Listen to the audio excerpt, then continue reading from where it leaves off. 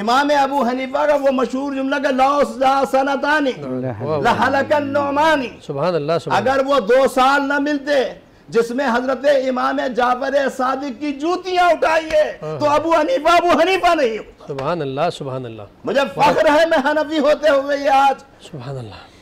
آن year کہہ رہا ہوں کہ میرا امام بھی غلام تھا امام جعفر صادق.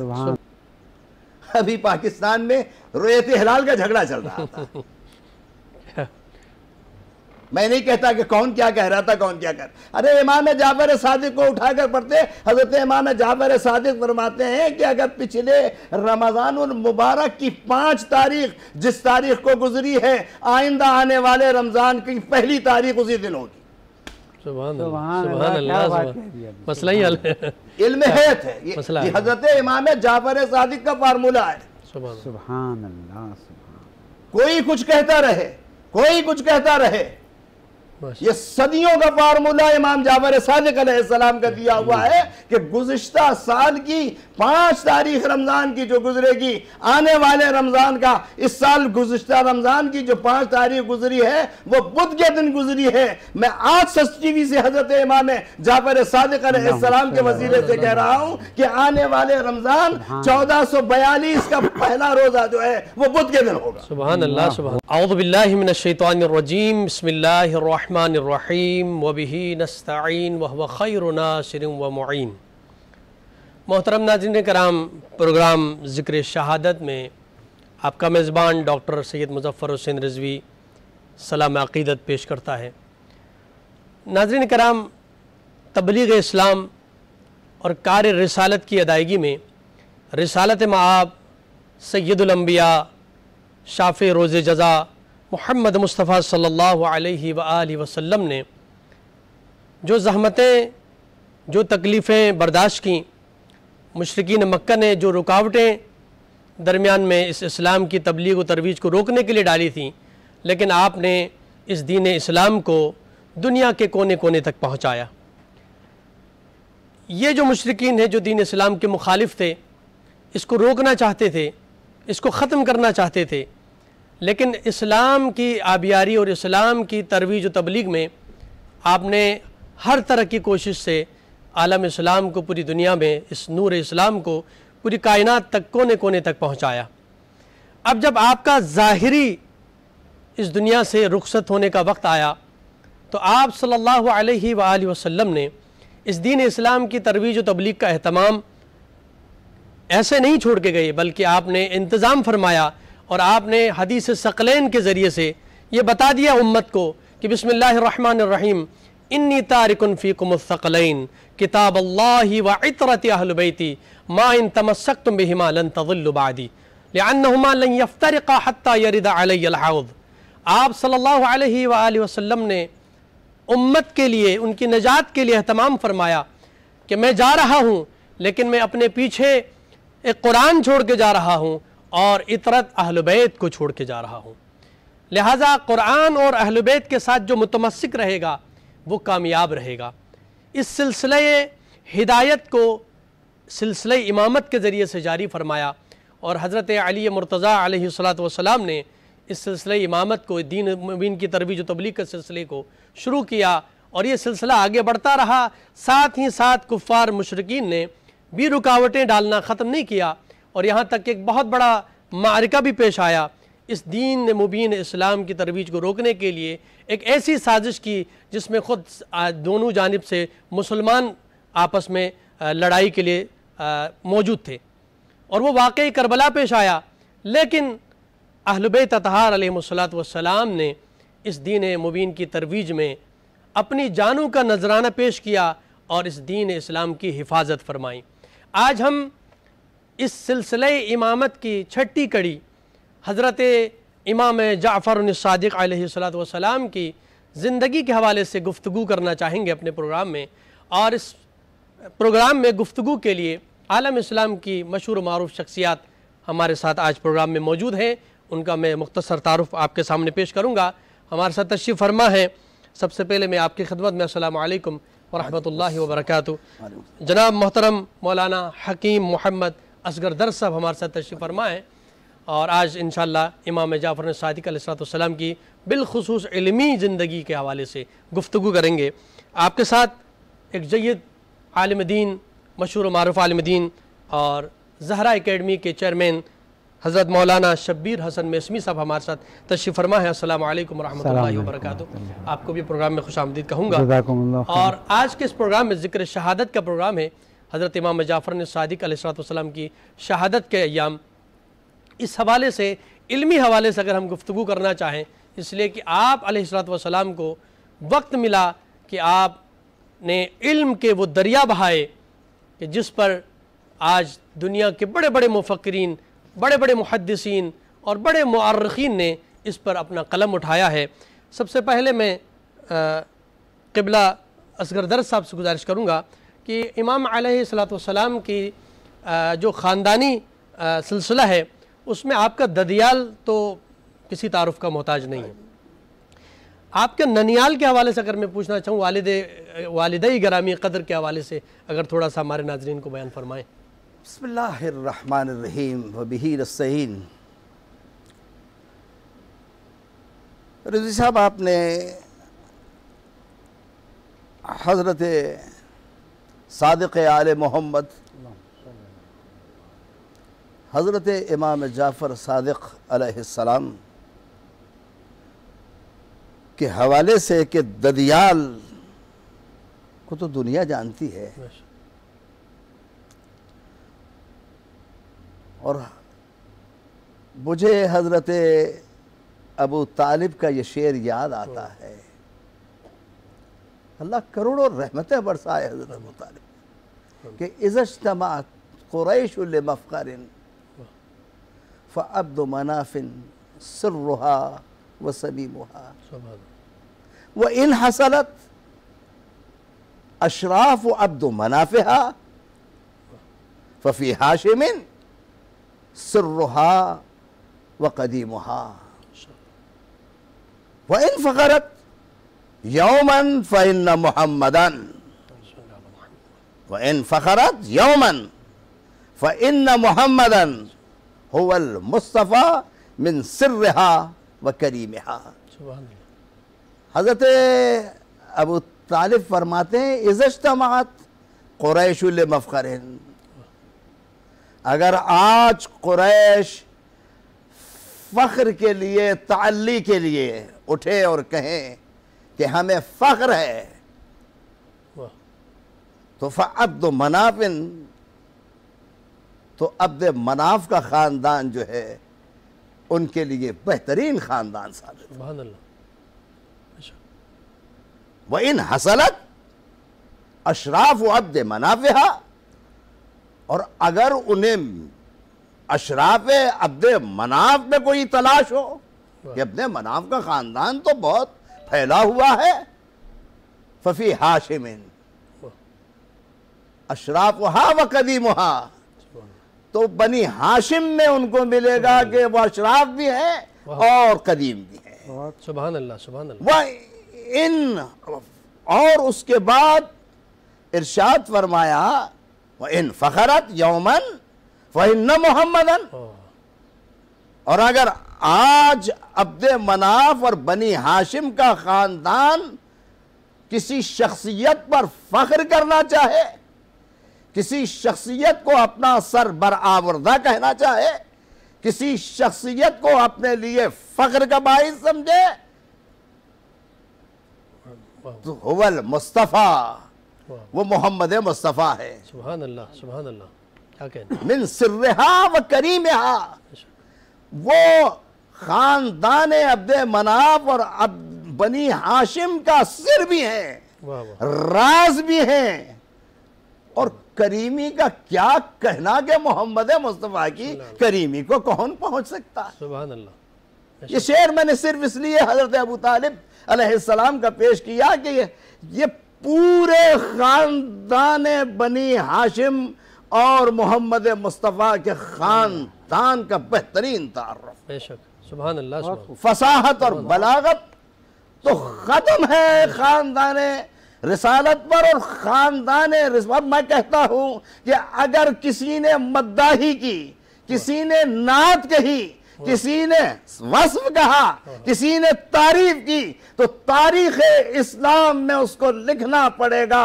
کہ سب میں پہلا نعت گو حضرت ابو طالب۔ سبحان اللہ، سبحان اللہ، سبحان اللہ، بہت حسان بعد میں ہے، واہ واہ واہ، کعب بعد میں ہے، زہیر بعد میں ہے۔ سبحان اللہ، میں کس نعت خان کا ذکر کروں؟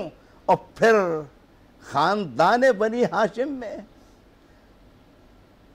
نام آ رہا ہے حضرت امام جعفر ابو صادق کا، کہ یہ تو ددیال تھا۔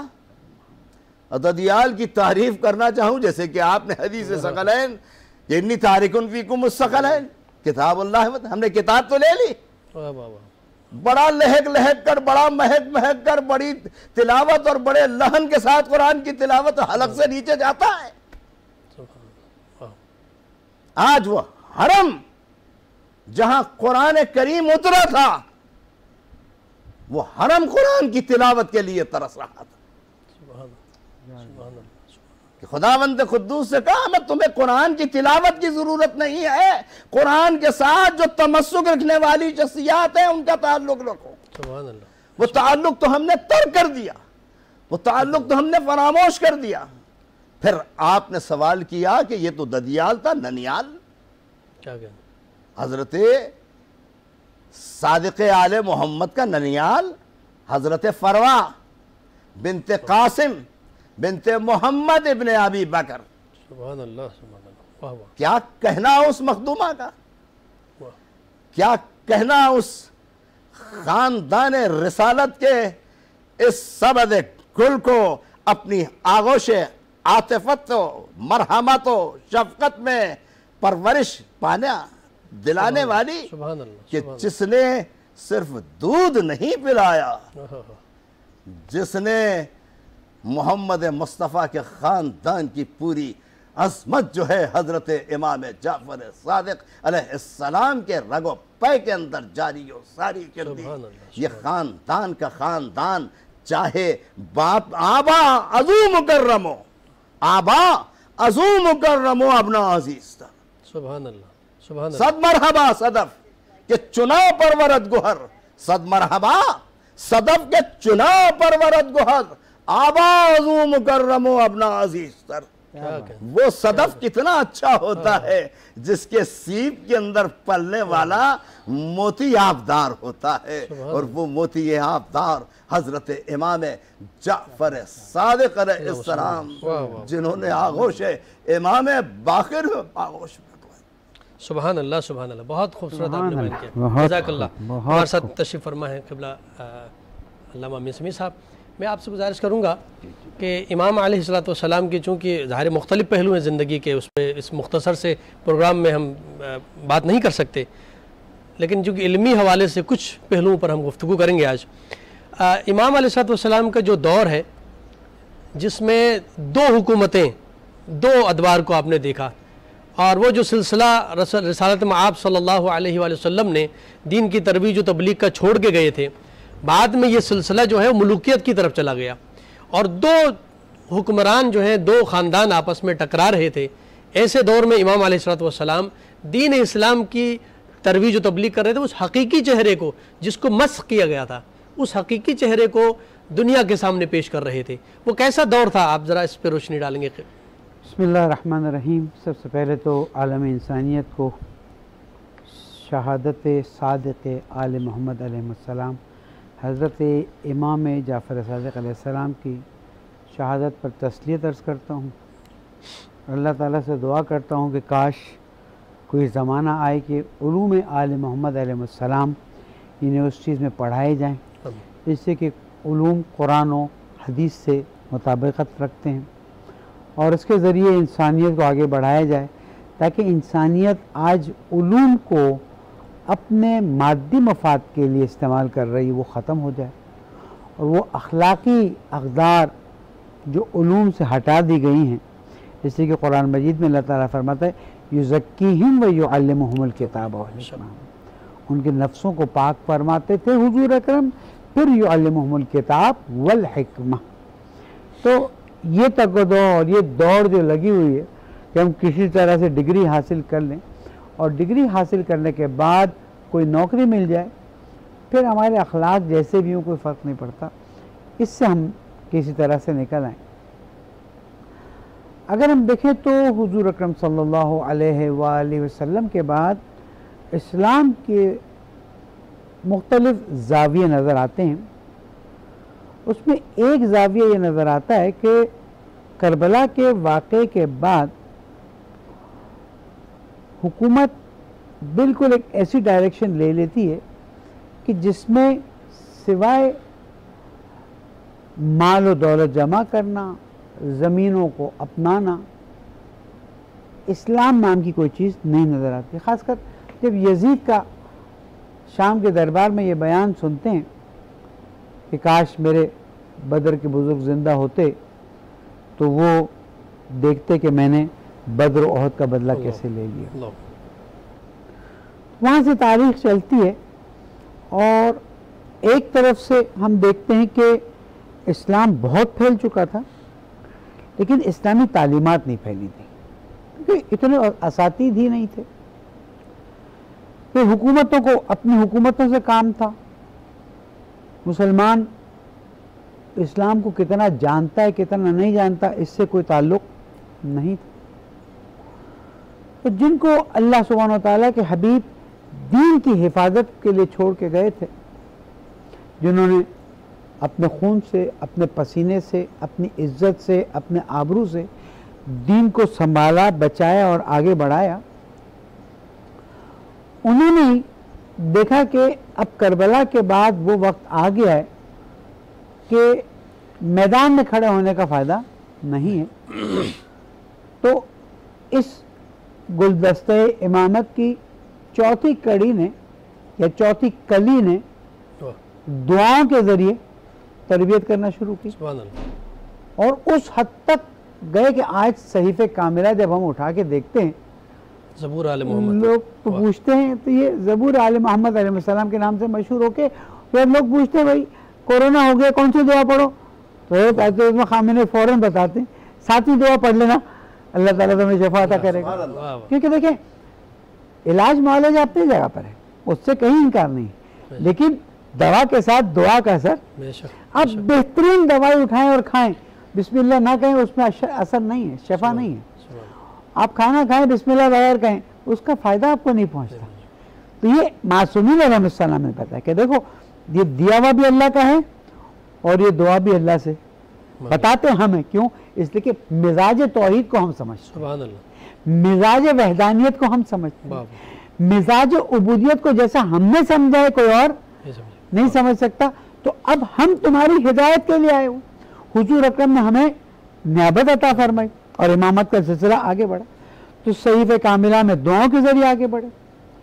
پھر جب امام محمد باقر علیہ السلام نے دیکھا کہ اب بنی امیہ کا دور سوائے ہرج و مرج کے نہیں، ایک جاتا ہے ایک آتا ہے، ایک جاتا ہے ایک آتا ہے، حکومت بھی نہیں سنبھل رہی ہے، تو اب ہمیں حکومت اگر نہیں بھی ہاتھ میں آ رہی تو اسلام کی تعلیمات کو سنبھالنا ہے۔ وہاں سے بنی امیہ کے آخری دور میں امام محمد باقر علیہ السلام نے اپنی تعلیمات کو آگے بڑھایا، اور وہ تعلیمات قرآن و سنت کے علاوہ کچھ بھی نہیں تھی۔ یہاں پر میں آج کل کے واقعات میں تاریخ میں ایک چیز نوٹ کراتا چلوں کہ یہ جو شام میں مقبرے کی بے احترامی کی بات آئی ہے جناب حضرت عمر ابن عبدالعزیز کی، تو جنہوں نے اس بات کو منفی طور پہ اٹھایا شاید وہ بھول گئے، وہ خود ہی مقبروں کو توڑنے والے لوگ ہیں۔ جب ہم شور کر رہے تھے کہ حضرت محمد ابن ابی بکر اور دوسرے اصحاب مولا کائنات اصحاب رسول کی قبروں کو مسمار کیا جا رہا ہے، اس سے کوئی بولنے والا نہیں تھا۔ اور آج 8 شوال یوم بقی کے موقع پر آوازیں اٹھا کے کہ بھئی تم بھی یہی ہو۔ میں ایک بات بتا دوں، یہ تو حضرت عمر ابن عبدالعزیز رحمۃ اللہ علیہ کی قبر ہے کہ جنہوں نے امت اسلامیہ پر احسان کیا کہ مولا کائنات پر لعن کو ختم کروایا، 90 سال احادیث کے لکھنے کو جو منع کیا گیا تھا اس کو آگے بڑھایا۔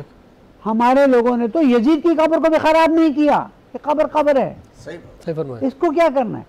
تو وہ پروپیگنڈا غلط ڈائریکشن میں چلا گیا اور ان کو ہی نقصان ہو گیا. تو اب ہم آتے ہیں پانچویں امام کی طرف، اور پانچویں امام علیہ السلام نے آہستہ آہستہ مسجد کو اپنے اصلی رول کی طرف پلٹایا. جیسے ان کے جد نانا حضرت رسول اکرم صلی اللہ علیہ وآلہ وسلم مسجد نبوی میں تشریف فرما ہوتے تھے، احادیث کے گلدستے پھیلاتے تھے، احادیث کے پھول نشاور کرتے تھے، اور اصحاب اسے لے کر سینے سے رکھتے تھے. آج بھی انہی اصحاب کی برکت سے ہم تک چیزیں پہنچی ہیں. اور یہ بھی بڑی غلط فہمی ہے، شیعہ اصحاب کا احترام نہیں کرتے. یہ بات یاد رکھ لیجئے، جو صحابی ہے وہ اچھا ہے، اور جو اچھا نہیں وہ صحابی ہو ہی نہیں سکتا. خوشبو محمد مصطفیٰ صلی اللہ علیہ وآلہ وسلم کو سونگنے کے بعد بھی اگر کوئی انسان نہیں بنا تو ہمارا اسلام کا کوئی تعلق نہیں، اور جس نے اپنے آپ کو تسلیم کر دیا اس سے بہتر کوئی شخصیت نہیں. اس لیے یہ غلط فہمی ہے جن کو اڑایا جاتا ہے. البتہ کچھ لوگ نادانیاں بھی کرتے ہیں، ہم ان کو بھی درخواست کرتے ہیں کہ بابا زمانہ بہت حساس ہے. تو امام محمد باقر علیہ السلام نے ان علوم اسلامی کو کہ جس کو رسول اکرم صلی اللہ علیہ وآلہ وسلم نے آگے بڑھایا، اور پھر مولا کائنات نے یہ کہہ کر سلونی سلونی قبل ان تفقدونی، مجھ سے پوچھو، اس لیے کہ میں آسمان کے راستوں کو زمین کے راستے سے بہتر جانتا ہوں، اس سے پہلے کہ میں تمہارے رات سے چلا. یہ علم وہیں سے علم لدنی چلتا ہے. امام محمد باقر علیہ السلام نے اس کو آگے بڑھایا، اور جیسے ہی امام محمد باقر علیہ السلام کی شہادت ہوئی، امام جعفر صادق علیہ السلام نے اس کو اٹھایا اور دیکھا کہ اب بنی امیہ ختم، بنی عباس جو کہ ظاہری طور پر اہل بیت علیہ السلام کی محبت کا اظہار کرتے ہوئے آئے تھے، یہ بھی واضح کرتا ہے. اور انہوں نے چاہ یہ کہیں کہ جناب ہم جو آئے ہیں تاکہ الرضا من آل محمد علیہ السلام کو حکومت دے دیں. اسی لیے امام جعفر صادق علیہ السلام کو بھی خط لکھا، اور جناب عبداللہ کو بھی خط لکھا جو امام حسن علیہ السلام کی اولاد میں سے تھے. جناب عبداللہ خط لے کر آئے امام جعفر صادق علیہ السلام کے پاس کہ جناب کیا سمجھتے ہیں، یہ ہم سے مدد مانگ رہے ہیں. امام نے فرمایا جو خط تم لے کر آئے ہو اس کو میں نے بغیر پڑھے جلا دیے. ٹھیک ہے، یہ اپنے مقصد پہ پہنچنے کے بعد ہمیں نہیں دینے والے. امام علیہ السلام نے وہیں سے اپنے والد کا درس کا سلسلہ آگے بڑھایا، اور مسجد نبوی بن گئی یونی نہیں ملٹی ورسٹی. میرا لفظ یاد رکھیے گا، ہم یہاں یونیورسٹی کہتے ہیں نا، دس از ناٹ یونیورسٹی، ملٹی ورسٹی. کیا بات، اس لیے کہ علوم دینیہ. اچھا یہ ہماری زبان پہ ڈال دیا گیا ہے، یہ علوم دینیہ، علوم دنیاوی اور علوم سارے دینی ہیں. علم سارا بالکل، علوم کا غیر دین سے تعلق ہی نہیں ہے. صحیح بات. کیوں؟ اس لیے کہ تزکیہ، یعلمہم الکتاب والحکمہ، یہ ملتے ہیں تو یہ ہوتا ہے اسلام. اور یہاں سے امام جعفر صادق علیہ السلام نے آہستہ آہستہ وہ راستہ نکالا کہ ان کی پھر شاگردوں کی ایک، یعنی 3675 سے لے کر تو 5000 تک شاگرد بیان کیے گئے. اور میں نے کچھ ریفرنسز نکال کے رکھے ہوئے تھے. جی بسم اللہ. ناظرین کرام یہاں پر مختصر سا بریک لیتے ہیں، انشاءاللہ بریک کے بعد پھر آپ کی خدمت میں حاضر ہوتے ہیں. اٹھائیں دین کی خاطر مصیبتیں کیا کیا، اٹھائیں دین کی خاطر مصیبتیں کیا کیا. محترم ناظرین کرام، پروگرام ذکر شہادت میں آپ کا میزبان ڈاکٹر مظفر رضوی آپ کو ایک بار پھر خوش آمدید کہتا ہے. آج کے ہمارے پروگرام میں گفتگو کے لیے جن جید علماء کرام کو ہم نے مدعو کیا ہے، ہمارے ساتھ تشریف فرما ہے قبلہ مولانا حکیم محمد اصغر درز صاحب، اور ہمارے ساتھ دوسرے عالم دین موجود ہیں مولانا شبیر حسن میسمی صاحب ہمارے ساتھ موجود ہیں. اور بریک سے پہلے ہماری گفتگو قبلہ میسمی صاحب کے ساتھ جاری تھی کہ آپ نے فرمایا کہ امام جعفر صادق علیہ السلام اور آپ کے والد گرامی امام محمد باقر علیہ السلام نے اس دور کو، جو دور خود رسالت مآب صلی اللہ علیہ وآلہ وسلم کا تھا، کہ آپ نے مسجد کے اندر وہ تمام چیزوں کو آپ نے مسجد کے اندر ہی، یعنی علم بھی وہیں سے مل رہا ہے، جہاد کی تیاری بھی وہیں پہ ہو رہی ہے، مختلف وفود سے ملاقات بھی وہیں پہ ہو رہی ہے. تو آپ نے مسجد کا جو اصل استعمال ہے، جو رسالت مآب خود کرتے رہے ہیں، اس سلسلے کو دوبارہ آپ نے سامنے لایا لوگوں کے سامنے. تو آپ اس گفتگو کو قبلہ جاری رکھیں۔ جی میں عرض کر رہا تھا کہ امام علیہ السلام نے مسجد کو محور بنایا تاکہ وہ جو سیکولر مائنڈڈنس ہے نا، لیکن سیکولر مائنڈڈنس کو تھوڑا سا ہم اپنے سننے والوں کو سمجھاتے ہیں۔ ایک وقت ہم کہتے ہیں کہ یہ پروگرام ہوگا اس کتاب کے ساتھ، ایک وقت ہم کہتے ہیں کہ ایک وقت یہ پروگرام نہیں ہوگا اس کتاب کے ساتھ، ایک وقت ہم کہتے ہیں کہ یہ کتاب ہو یا نہ ہو کوئی فرق نہیں پڑتا، پروگرام ہوگا۔ سیکولر کیا کہتے ہیں؟ تم کہتے ہو اللہ ہے، کریٹر ہے، کائنات کا بنانے والا ہے، ایک گروہ کہتا ہے کہ بنانے والا نہیں ہے، ہم کہتے ہیں ہو یا نہ ہو وہ کسی کام کا نہیں ہے۔ دیکھیں فرق یہاں پر ہے، ایک وہ کہتا ہے نہیں ہے، اس سے بحث ہو سکتی ہے، یہ جو کہتا ہے نا کہ ایوری تھنگ مائنس اللہ، یہاں سے تو ائمہ معصوم علیہ السلام اس چیز کو دیکھ رہے تھے کہ زمانہ آئے گا کہ جب دین کو ہٹا کر سائنسز کو سیکولرزم کی طرف لے جائیں گے، اور آج دیکھ لیجئے سیکولر طاقتیں جو ہیں وہ سائنسز کو اپنی ترقی اور ایجاد کے لیے کہتے ہیں ہم نے سارا کیا۔ اچھا ہماری بھی کوتاہی ہے، ہم نے شیعہ سنی کے چکر میں نے لفظ استعمال کیا، چکر میں اماموں کی تعلیمات کو ہی بولا دیا۔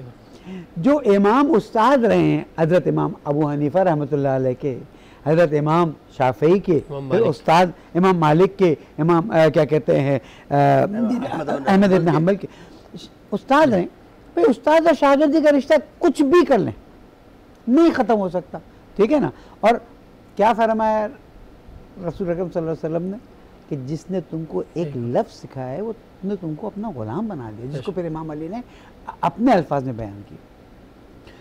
اچھا ان کی زندگی میں دیکھتے ہیں، اور اس کے علاوہ دوسرا ائمہ کیا کہتے ہیں مسلمین کی زندگی میں دیکھتے ہیں، ان کی زندگی میں امام کا احترام اپنی جگہ پر موجود ہے، کوئی اس میں مشکل ہی نہیں ہے، بلکہ بعض جگہ پر تو آتا ہے کہ امام ابو حنیفہ کی شہادت واقعی اس میں ہوئی کہ ان سے کہا گیا کہ اہل بیت کی محبت ساتھ اٹھا لو، انہوں نے کہا میں تو نہیں اٹھاتا، ٹھیک ہے۔ لیکن ہم نے یہاں پر آ کے آج یہ سوچ کے کہ اگر امام جعفر صادق علیہ السلام کا نام اوپر آئے گا تو پھر ہمارا کیا ہوگا؟ بھائی اسلام کا دیکھو نا، ویسٹ نے جتنی ترقی کی ہے اس کی بنیادیں یا انبیاء علیہ السلام کے سے ہیں یا ائمہ معصومین علیہ السلام کے سے ہیں، اور خاص کر امام جعفر صادق علیہ السلام کے بارے میں جو ویسٹ میں ریسرچز ہوئے ہیں، اور ان ریسرچز کو جب ٹرانسلیٹ کیا گیا ہے تو وہ جیسے زرارہ ابن عیون کی بات آتی ہے، دوسرے امام کے اصحاب آتے ہیں کہ امام علیہ السلام نے مسجد میں بیٹھ کے chemistry, physics, geometry, algebra, anatomy, ارے آپ صرف وہ کتاب اٹھا کے دیکھ لیں کہ جس میں امام علیہ السلام نے صرف کائنات کے بارے میں بتایا ہے، اور ایک حدیث کے طور پر امام علیہ السلام کے صحابی ہیں، امام نے دیکھا کہ بڑا ان کا چہرہ اترا ہوا ہے نماز صبح کے بعد، خیریت، مومن تو حشاش بشاش ہوتا ہے، اس کا دل غمگین ہوتا ہے چہرہ، کیا نہیں میں مسجد نبوی میں آپ تشریف فرما نہیں تھے، بیٹھا تھا، تو دو تین وہ آ گئے دہریے، کہنے لگے تمہارا اللہ ایسا، تمہارا اللہ ایسا، تمہارا اللہ ایسا، میں تو پریشان ہو گیا، میں گھبرا گیا۔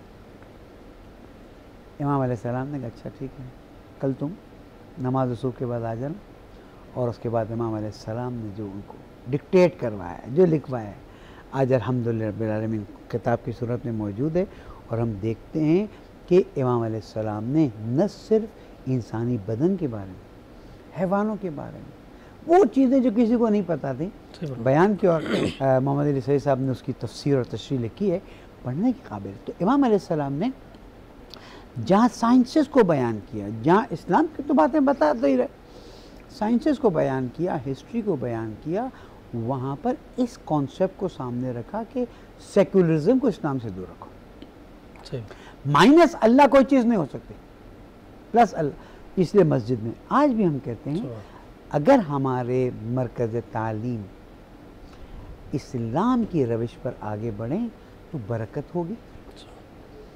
اللہ تعالیٰ نے انسانی عقل کو کیا، آج پوچھے سائنٹسٹ سے انسان اپنی عقل کا کتنا حصہ استعمال کر رہا ہے؟ اگر انسان قرآن سے استفادہ کرے، حدیث سے استفادہ کرے، ائمہ معصومین علیہ السلام سے استفادہ کرے، جس کے 4 سے 5 ہزار اصحاب صرف روایت کرنے والے ہوں، کیا کیا علوم دیے ہوں گے، تو آپ دنیا میں کسی بھی قسم کی مشکل کا سامنا. سبحان اللہ، جزاک اللہ، بہت خوبصورت گفتگو فرمائی. قبلہ اصغر درد صاحب، امام علیہ السلام کی درسگاہ میں بغیر بلا تفریق مذہب و ملت اور رنگ و نسل ہر طرح کے لوگ جو آپ کے نظریات سے اختلاف رکھتے تھے وہ بھی آپ کے درس میں شامل ہیں. اچھا، پھر تمام علوم ہیں، اس میں علم فقہ ہو، علم ماہر فلکیات کا علم ہو، نجوم کا علم ہو، یا یہ کہ طبیعت کا علم ہو. فادر آف کیمیا جابر بن حیان جیسے آپ کے شاگردی خاص ہیں جنہوں نے 1000 کتابیں لکھی. تو وہ تمام تر طلاب جو ہیں بغیر رنگ و نسل کے، مذہب و ملت کے اختلاف کے باوجود بھی وہ امام کی بارگاہ میں ہیں اور علم سے سیراب ہو رہے ہیں. تو آج کے زمانے کے لیے ہمیں اس سے کیا پیغام ملتا ہے؟ حضرت قبلہ علامہ شبیر حسن ویسبی صاحب نے بڑی تفصیل کے ساتھ جو ہے حضرت صادق آل محمد کے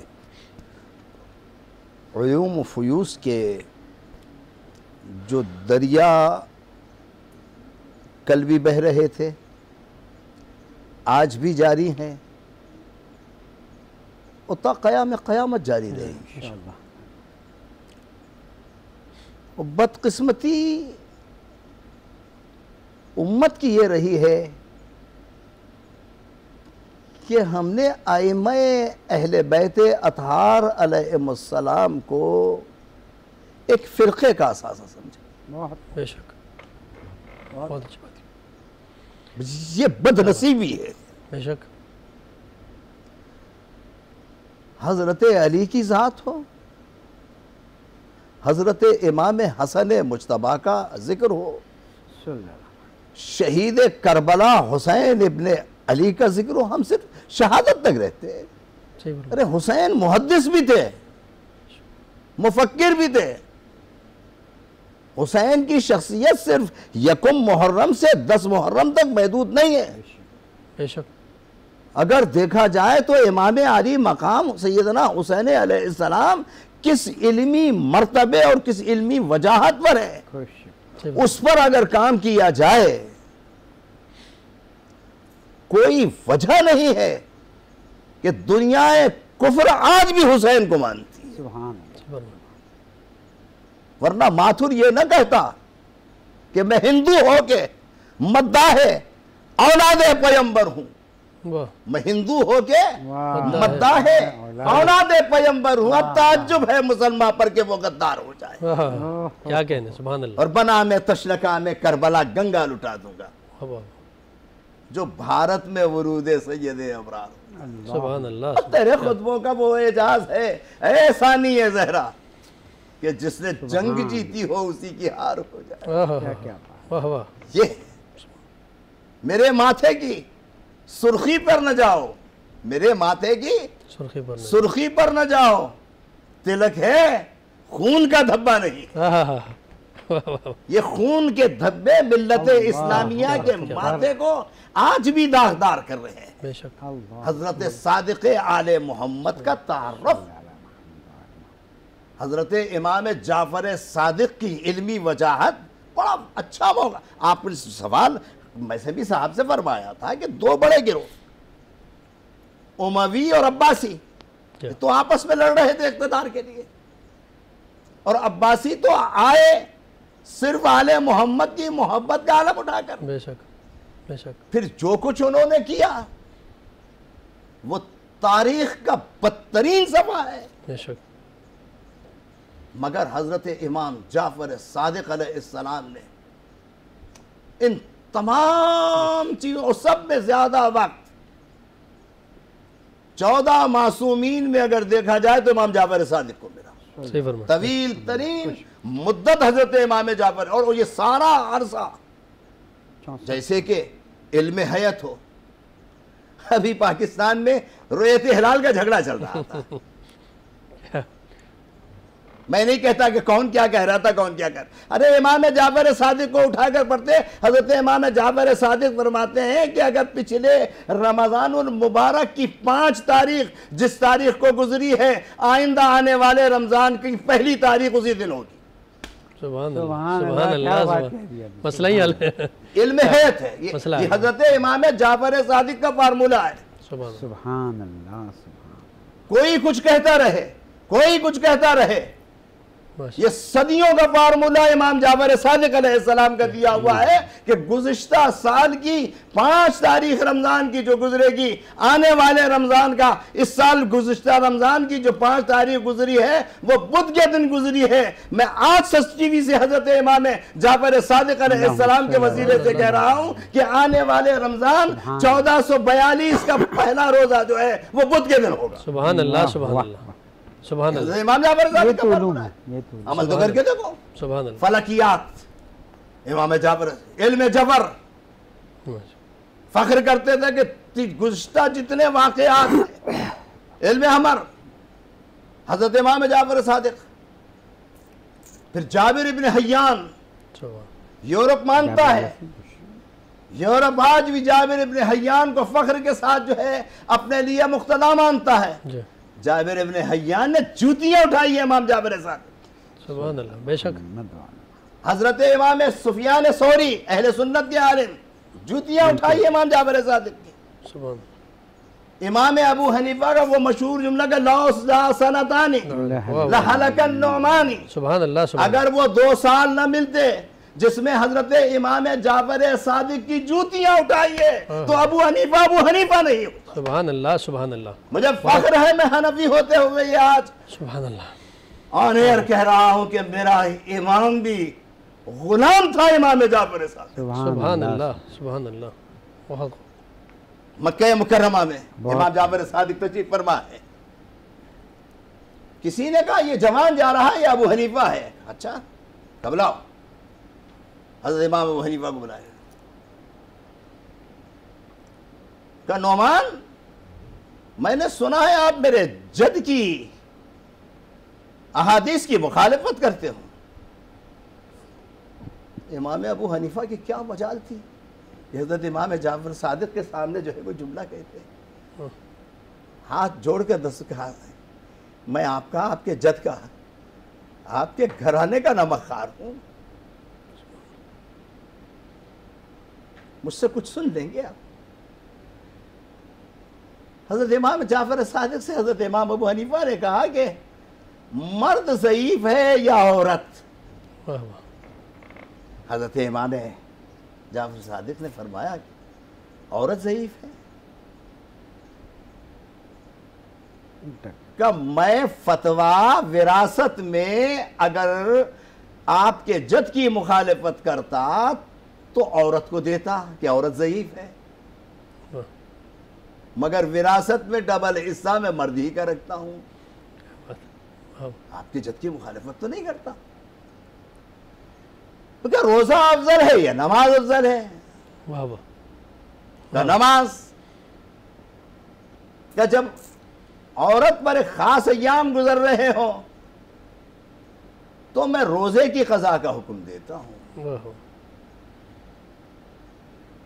حضرت امام جعفر صادق علیہ السلام اٹھتے ہیں اور اٹھ کر جو ہے حضرت امام ابو حنیفہ کی پیشانی کو بوسہ دیتے ہیں کہ جوان میرے پاس کچھ عرصہ رہو. اور حضرت امام ابو حنیفہ فرماتے ہیں میں حضرت امام جعفر صادق علیہ السلام کی خدمت عالیہ میں ایک عرصہ رہا. میں آج پوچھتا ہوں امام جعفر صادق علیہ السلام کہ شاگردوں میں امام ابو حنیفہ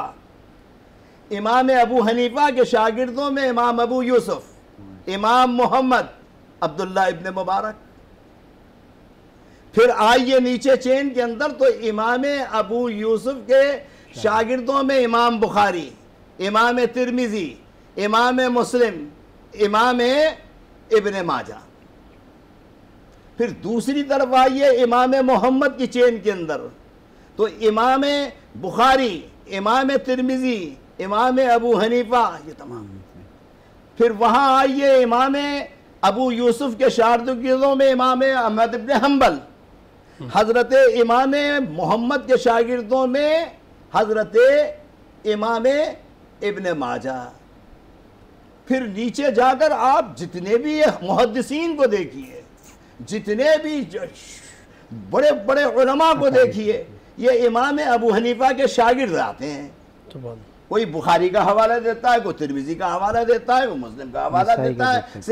صحاح ستہ کے جتنے حوالے ہیں یہ بھی صادق آل محمد کی جوتیوں کا صدقہ ہے. سبحان اللہ سبحان اللہ. یہ بھی حضرت امام جعفر صادق کے گھرانے کا علم ہے. سبحان اللہ سبحان اللہ. تو اس گھر کو کیوں چھوڑے ہوئے ہو؟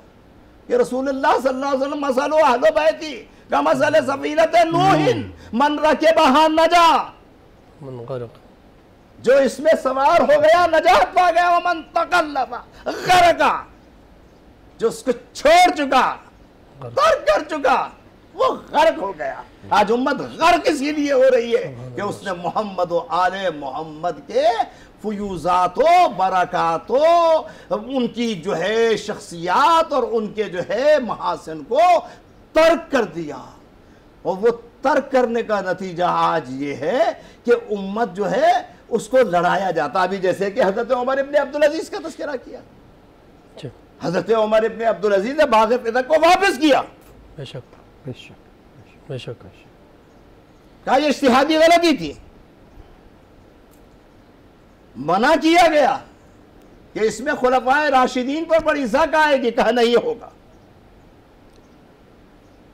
آج ہمیں لڑانے کے لیے حضرت عمر ابن عبدالعزیز کی قبر کی بے حرمتی کر کے ایک طبقہ یہ بات کی نشاندہی کر رہا ہے کہ یہ فلاں کا ہاتھ ہے. کیسے ممکن کہ میں مان لوں کہ وہ عمر ابن عبدالعزیز جنہوں نے بنی امیہ کے تمام تر برائیوں کا خاتمہ کرتے ہوئے اہل بیت اطہار علیہم السلام کے احترام و تقدیس کو جو ہے اپنے لیے فخر سمجھا. اور وہ علم حضرت امام جعفر صادق کے حلقہ درس کے اندر ایک آدمی تو نہیں تھا. سبحان اللہ. یورپ کے شاگرد موجود تھے.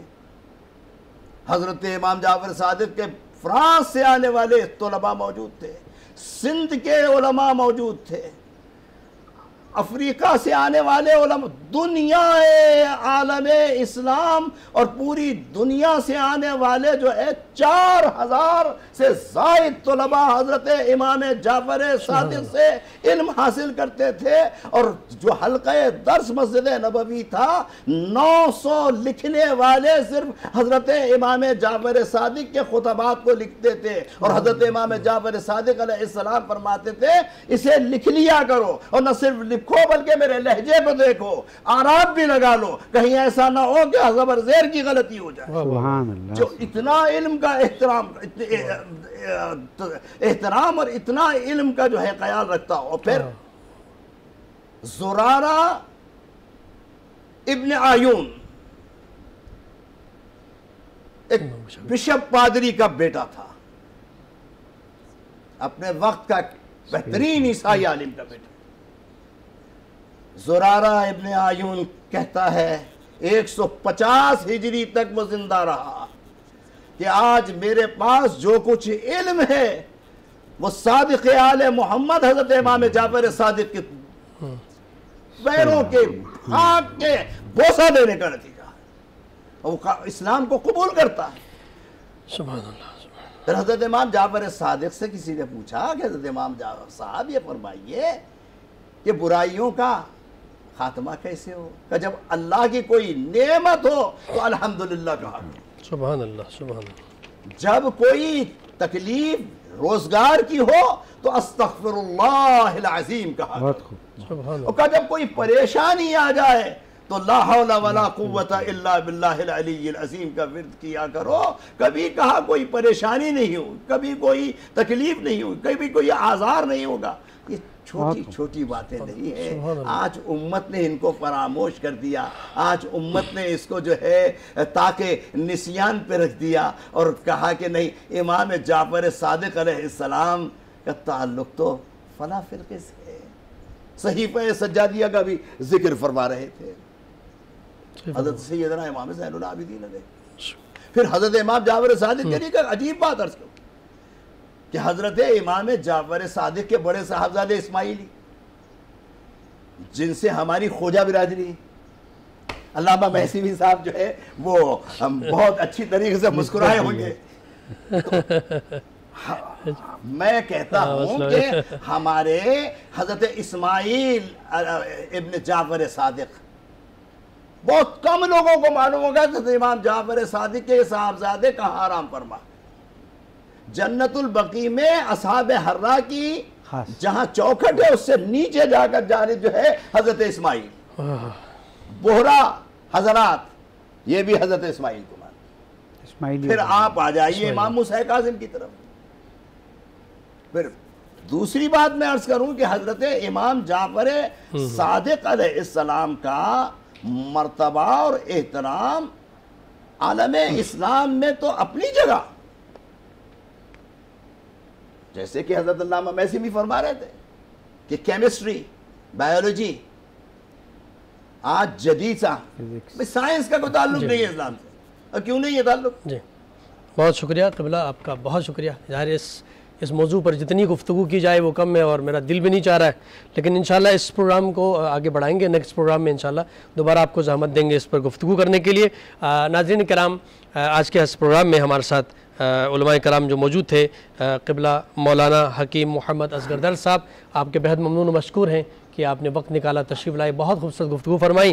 اور آپ کے ساتھ حجت الاسلام مولانا شبیر حسن میسمی صاحب ہمارے ساتھ آج کے پروگرام میں موجود تھے، بہت خوبصورت گفتگو فرمائی اور بہترین پیغام تھا امام جعفر صادق علیہ السلام کی زندگی سے کہ تمام تر اختلافات کو ہم ختم کریں اور ایک ہو کر کے علمی حوالے سے امام جعفر صادق یا خود اہل بیت اطہار علیہ السلام کے علوم سے ہم سب اگر فیوزات حاصل کریں اور برکتیں حاصل کریں اور یہ سارے اختلافات کو ختم کریں اور ان علوم کو تقسیم نہ کریں کہ یہ سائنسی علوم ہے، یہ دینی علوم ہے، یہ دنیاوی علوم ہے. یہ سارے علوم خود ایک ہی یونیورسٹی کے اندر امام جعفر صادق علیہ السلام تدریس فرماتے تھے.